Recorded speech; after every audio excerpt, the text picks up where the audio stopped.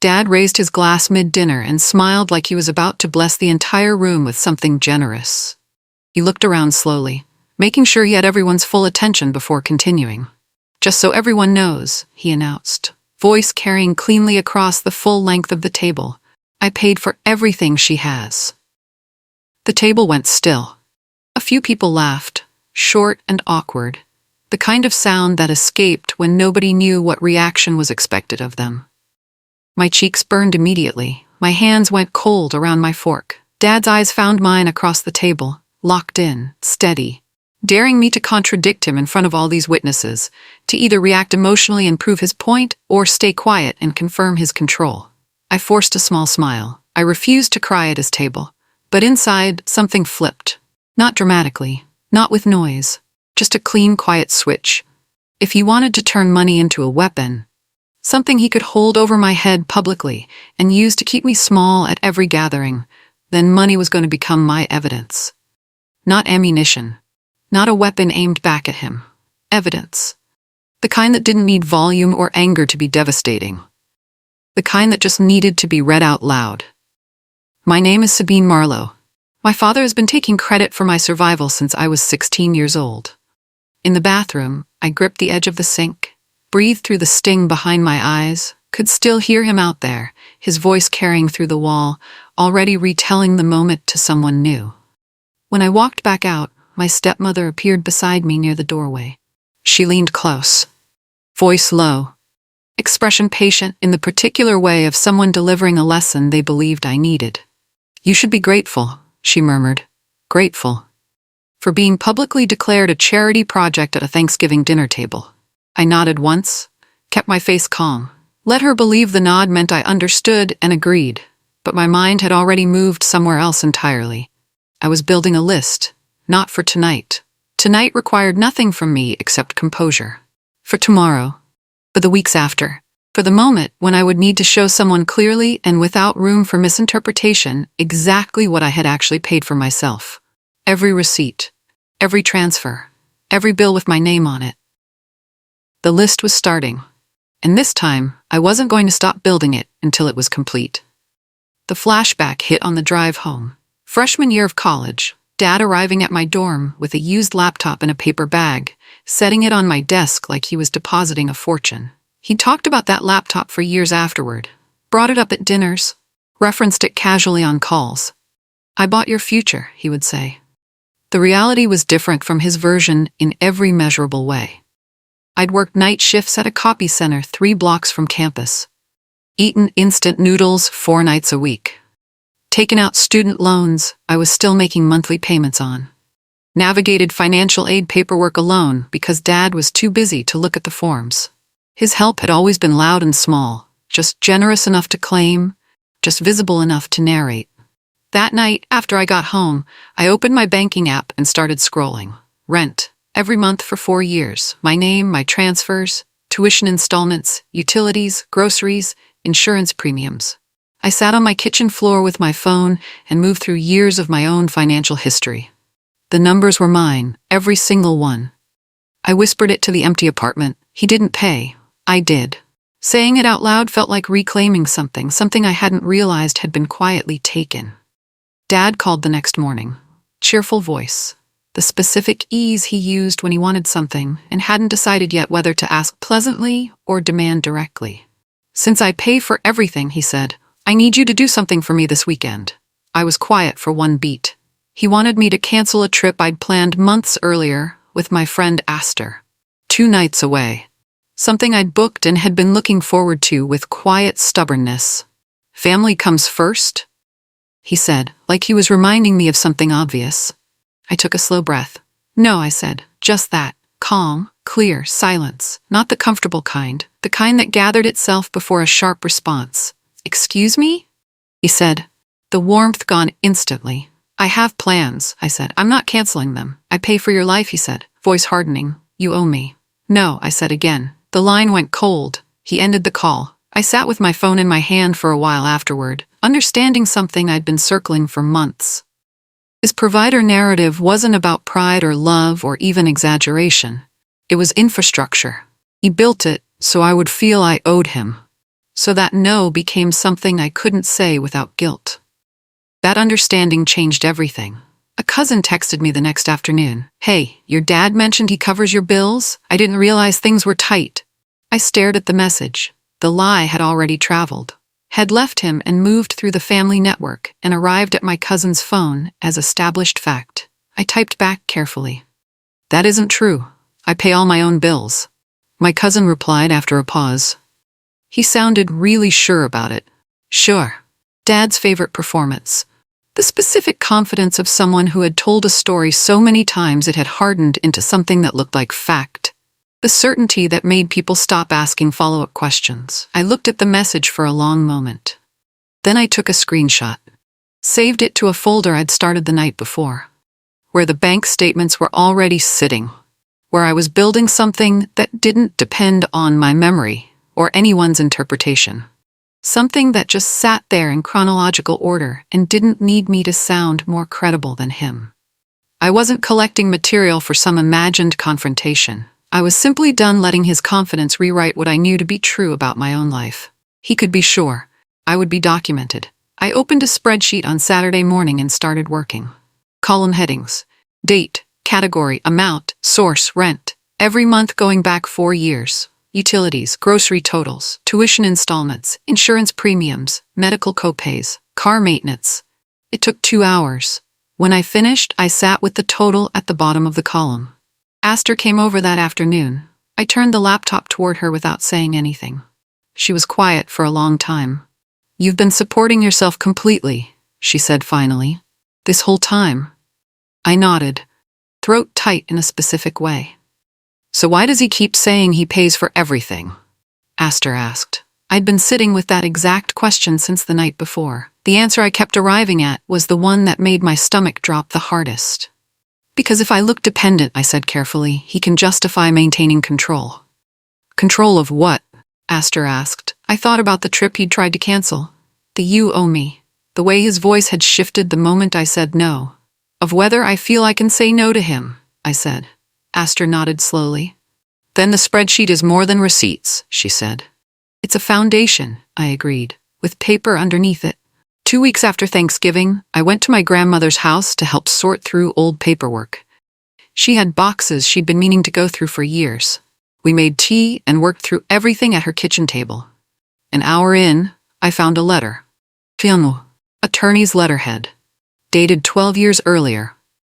It referenced a settlement for my mother's estate after the accident.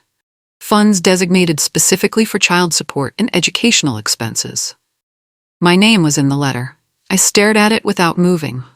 My mother had passed when I was 11.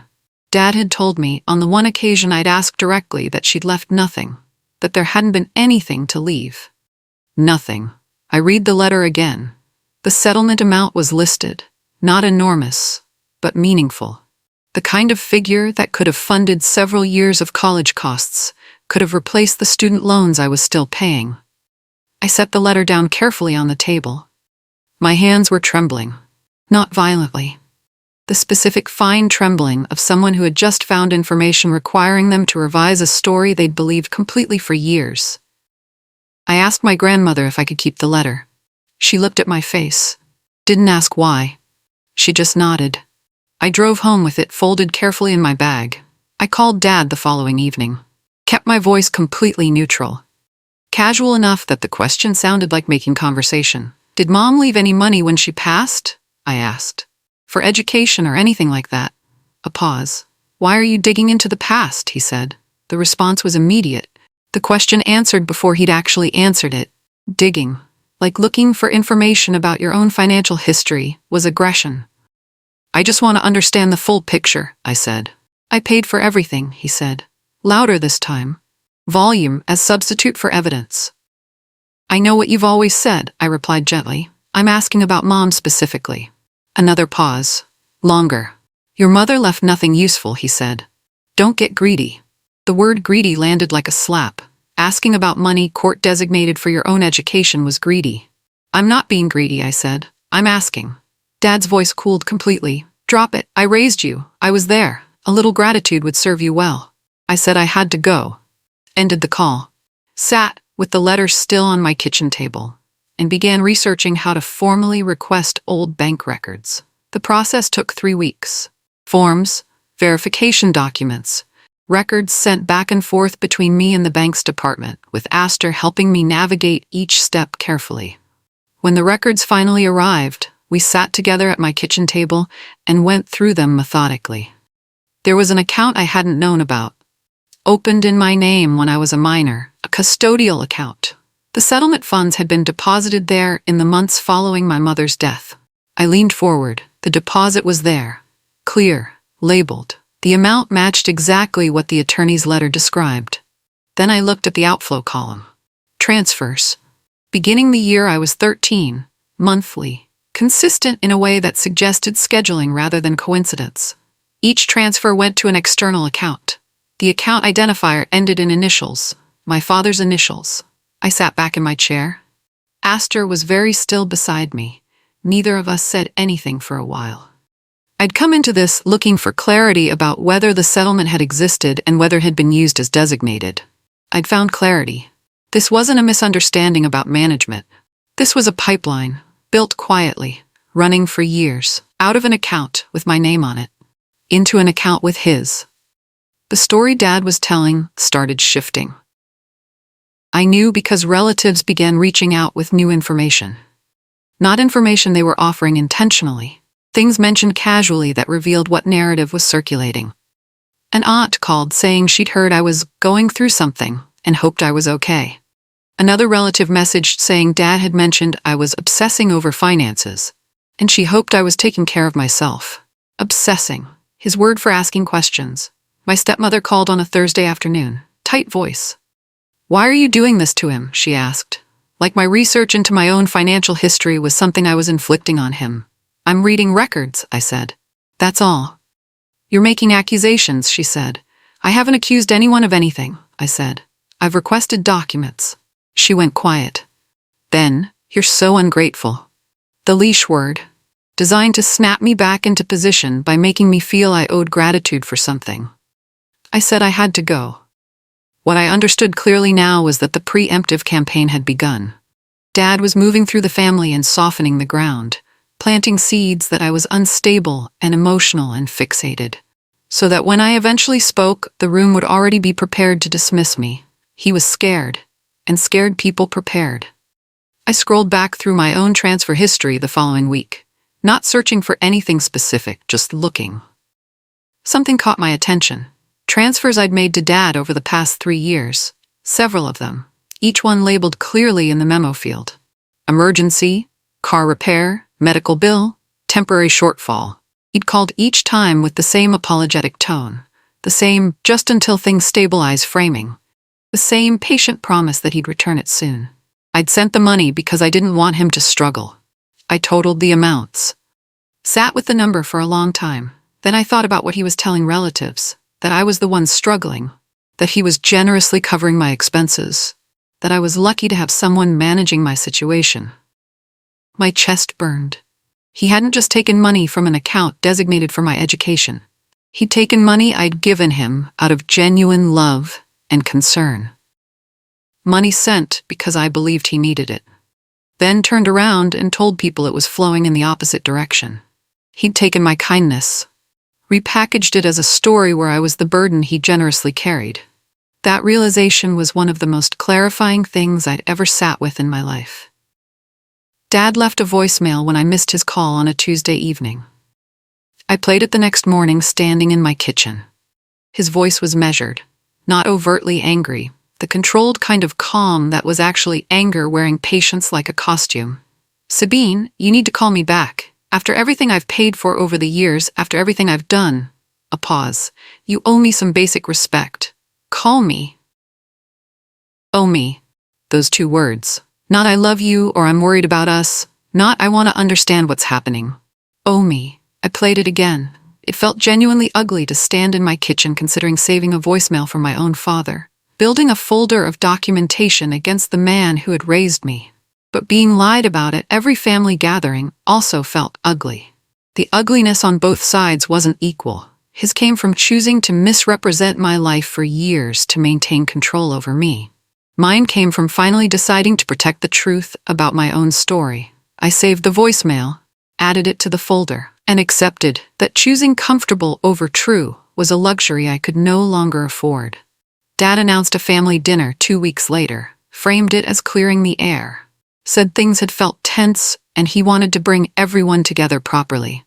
The invitation list was longer than Thanksgiving. He'd included relatives from a wider circle, people whose familiarity with any of this was limited to whatever version Dad had delivered. More witnesses. Asked her read the forwarded invitation and looked at me. "He's setting you up," she said. "I know," I said. She studied my face. "You're still going?" I thought about what a larger audience actually meant. A smaller gathering could be managed. His version delivered quietly and then corrected one conversation at a time over weeks.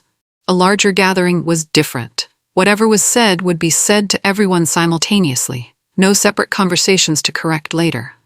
No reframing in pieces. If he wanted to expand the audience for his narrative, he was simultaneously expanding the audience for mine. "I'm going," I said. Astor nodded slowly. "Then you need to be fully ready." I looked at the folder I'd been building. The bank records still arriving, the voicemail, the spreadsheet, the screenshots. "I'm getting there," I said. The bank packet arrived on a Wednesday afternoon. Thick envelope, formal return address. I set it on my kitchen table and sat across from it for a moment before opening it. Then I did. Pages of transaction history, account opening documents, signature cards from decades back. My hands were trembling by the second page. The custodial account had been funded by the settlement deposit. I already knew that. The records confirmed it. But this packet had more. Account statements spanning years. The outflows detailed clearly. Each transfer to the external account with Dad's initials. Monthly. Consistent. The totals aligned with identifiable things in Dad's financial history. An insurance premium series running for years. A car payment schedule. Credit card minimums on an account that hadn't been mine. I sat with the pages spread across my entire kitchen table. He hadn't exaggerated his support. He hadn't misremembered or confused the timeline. He had taken money a court had specifically designated for my education and care, used it to fund his own expenses across years, then built a story around the entire family about what a generous, present, sacrificing father he was. The grief of understanding that sat inside me like something very heavy and very still. I met Astor for coffee the following Saturday morning, told her everything the packet had confirmed. She listened all the way through. When I finished, she set her cup down and looked at me carefully. "If you bring this forward at the dinner," she said, "it's going to change the family permanently." I looked at my hands. The family had already been changed, quietly, over years, by a story that required my silence to hold together. "He changed it," I said, "when he chose this." Astor nodded. "I know. I don't want revenge," I said. That word felt important to name directly and specifically. I'm not walking into that room to hurt him or humiliate him. That's genuinely not what this is. "What is it?" Astor asked. I'd been thinking about that question for weeks. "A boundary that holds," I said finally. "And boundaries don't hold when the other person controls the story. He controls the story because I stay quiet and let him narrate my life." Astor was still for a moment. "Then the story needs to be in your hands," she said. "At the table," I said. "At the table." She agreed, just the two of us in a coffee shop, understanding exactly what was coming. I spent 2 evenings preparing the presentation, not the emotional preparation. That was its own ongoing process, the practical kind. I highlighted the key pages of the bank packet, not everything, the settlement deposit page, the first year of outflows, a middle year showing the pattern midway through, the most recent year confirming it was still running while I'd been in college paying my own tuition.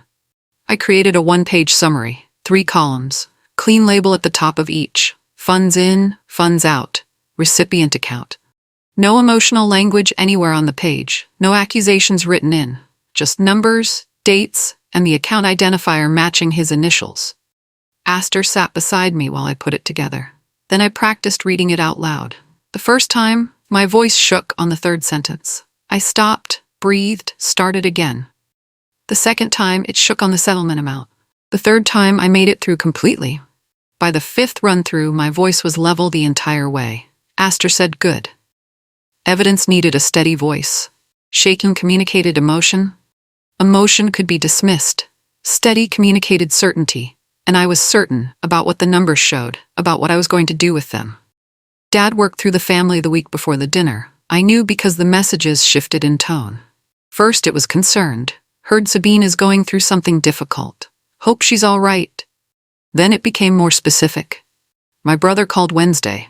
He sounded careful, measuring each sentence. Dad said you've been making accusations. He said, I've been requesting bank records. I said. He said you're becoming unstable about money. I'm reading documents, I said. My brother was quiet for a moment. Then, he told me to watch you at the dinner. He paused. I thought you should know he said that. Watch me. Like truth-seeking was a form of threat that required monitoring. Thank you for telling me, I said. My brother went quiet again. Ben, is he right? Are you going to make things hard? I thought carefully about how to answer. I'm going to be accurate, I said. My brother didn't respond to that directly, but he didn't argue either, and the fact that he'd warned me at all told me something important. Dad was scared enough to try managing the room in advance. People who were telling the truth didn't need to pre-warn witnesses. Dad's text arrived Thursday night. 9 words. If you embarrass me at this dinner, you'll regret it. I read it 3 times. My hands went cold. Not from fear exactly. The threat was deliberately vague. He hadn't described what regret would look like, had just deployed the word and let it sit there, designed to trigger the specific anxiety of imagining the worst version of an undefined consequence. That vagueness was the mechanism.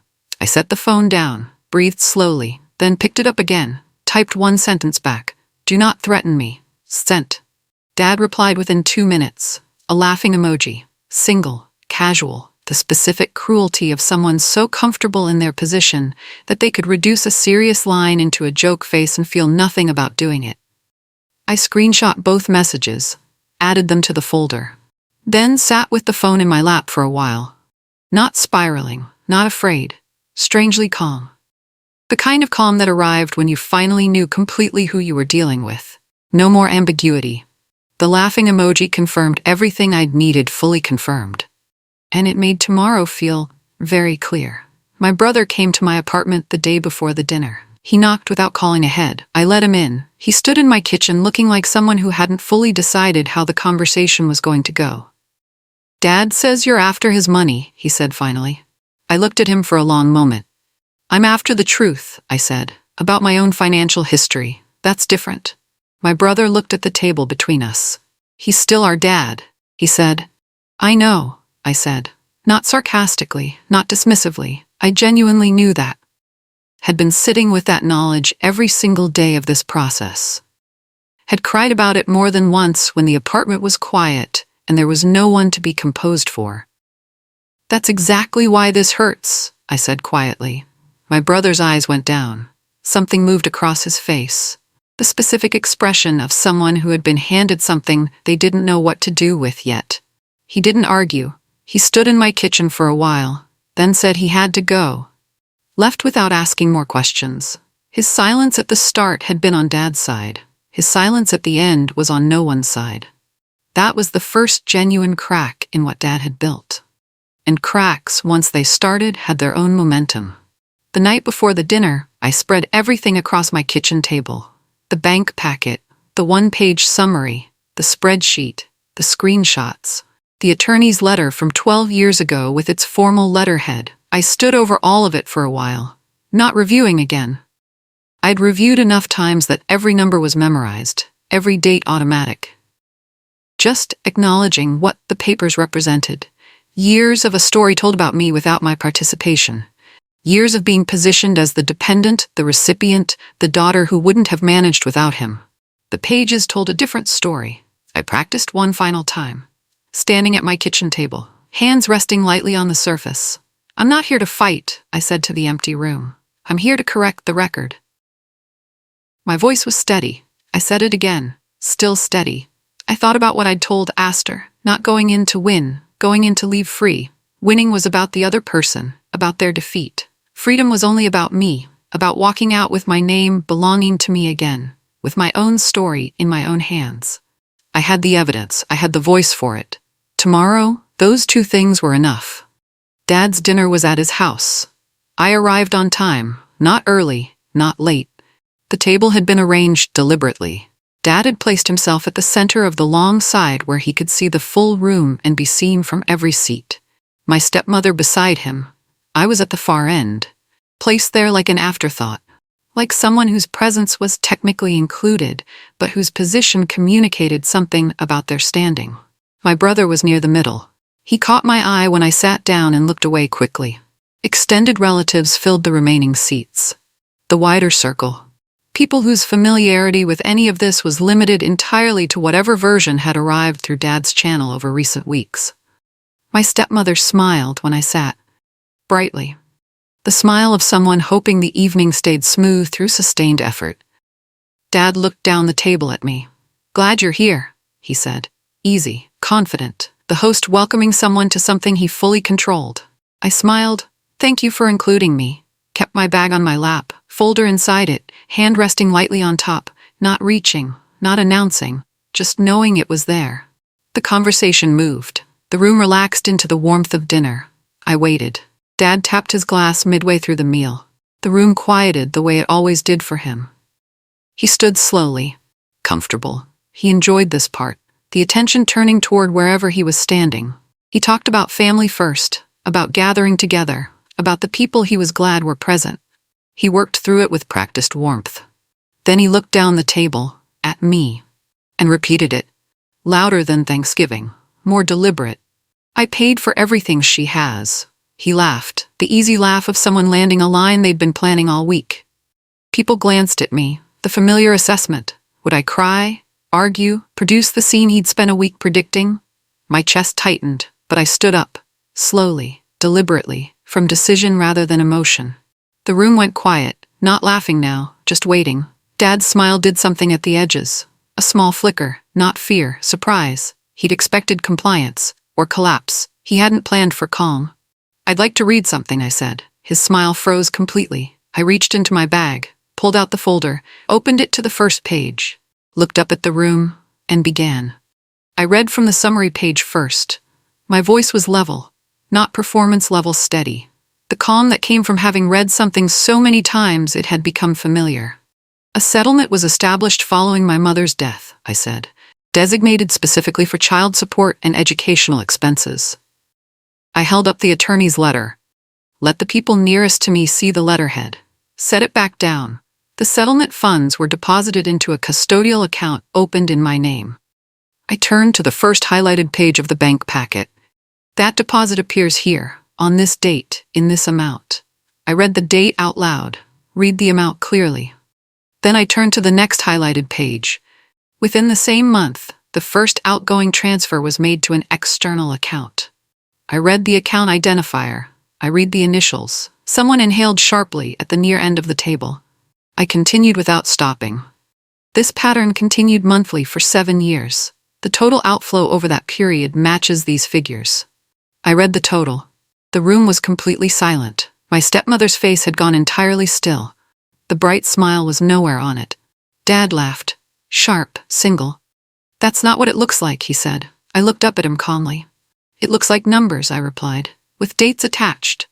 The room's silence had a new quality now. Not discomfort. Gravity. Dad stood. He pushed back from his chair with the energy of someone intending to fill the room with his voice before anything else could settle into it. "I raised you," he said. "Larton. I fed you. I was there. I gave you everything you had. Where is your gratitude for that?" I nodded once. "You were my parent," I said quietly. "That's what parents do." That wasn't a loan that I owe back. A few people around the table shifted. I turned to the next page. Over the past 3 years, I also transferred money to him directly, emergency requests. Each one I sent willingly because I believed he needed help. I read the dates, the amounts, each transfer labeled in the memo field as emergency. I looked up. After sending those, I found messages he'd sent to relatives saying I was the one struggling financially and that he was covering my expenses. The relative who'd received one of those messages was at the table. I didn't look at them directly, but their voice came. "That's exactly what you told me," they said. Quiet, specific. Dad's mouth opened, closed, opened again. He looked at my stepmother, but she was looking at the table in front of her. She wasn't giving him the backup he'd expected. The provider story had just collapsed. In front of the witnesses he had assembled himself. I didn't ask for anything dramatic. No public admission, no apology delivered under pressure. No scene where everyone watched him acknowledge what the records showed. I closed the folder, stood straight. I'm separating all finances effective today, I said. Any future communication between us goes through email only. I'm not available to be narrated as part of someone else's story. My voice was steady through every word. Dad looked at me with an expression I didn't fully recognize. Maybe he'd never actually seen me without the fear that had kept me reachable, without the guilt that had kept me manageable. Without those things, I was a different person, someone he hadn't planned for. I smoothed my napkin, placed it on the table, picked up my bag, walked out. In the weeks that followed, the messages came in the pattern I'd learned to read. Anger first, then silence. Then something shaped like an apology that was actually a repositioning. None of it reached me the same way. Because the records existed, because the room had heard them, and because I was already somewhere else entirely. New apartment, real savings, a life that belonged completely to me. Dad had claimed to pay for everything I had. The records showed who had actually paid. The last thing I felt walking to my car that night wasn't anger. It was relief. My life was mine. It had always been mine. Now I could finally live it.